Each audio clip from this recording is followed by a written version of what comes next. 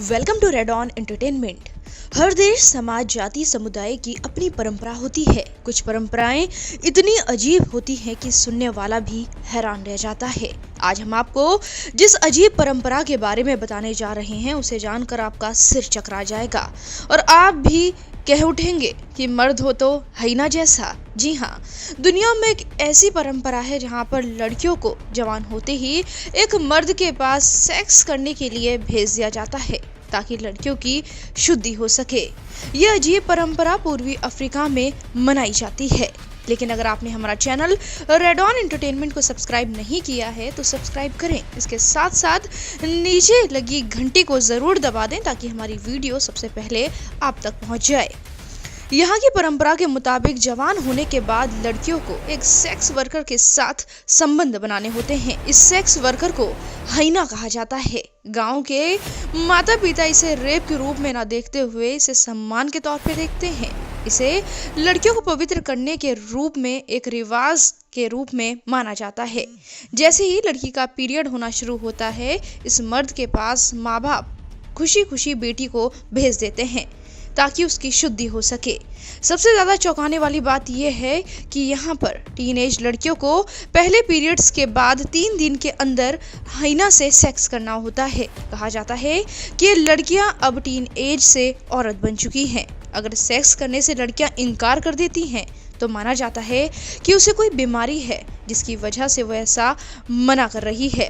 इसके साथ साथ ये भी कहा जाता है कि अगर कोई लड़की इस हाइना के साथ सेक्स नहीं करेगी तो पूरे गांव में बीमारी फैल जाएगी, पूरा गांव तबाह हो जाएगा। यही नहीं, इस गांव में एक अजीब परंपरा ये भी है, अगर इस गांव में किसी महिला के पति की मौत हो जाती है तो पति को दफनाने से पहले उस महिला को अपनी शुद्धि करानी होती है और इस शुद्धि के लिए उसे हाइना के पास सोना पड़ता है। उसके बाद ही उसके पति को दफन किया जाता है। यहाँ तक कि अगर किसी महिला का गर्भपात भी हो जाता है तो उसे यौन पवित्रता के लिए हाइना के पास सेक्स करने जाना होता है और उसके लिए उसके घरवाले ही इस हाइना के पास भेजते हैं।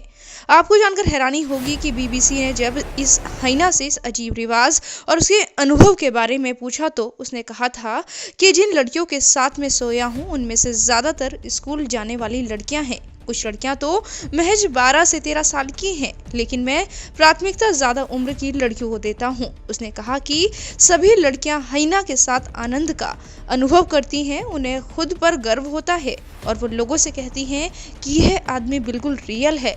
वह जानता है कि कैसे लड़कियों को खुश किया जाता है। लेकिन यही सवाल जब इस परंपरा को मानने वाली लड़कियों से पूछा गया तो उनका अनुभव बिल्कुल अलग था। उन्होंने कहा कि परंपरा के नाम पर उन्हें हाइना के पास भेजा जाता है और उन्हें जाना भी पड़ता है क्योंकि अगर वो इनकार करेंगी तो उनके परिवार वालों पर किसी तरह की बीमारी का हमला हो जाएगा और किसी न किसी की मौत हो जाएगी। इसीलिए हमें परिवार वालों के कहने पर हाइना से सेक्स करने के लिए जाना पड़ता है, फिर चाहे हमारी मर्जी हो चाहे ना हो।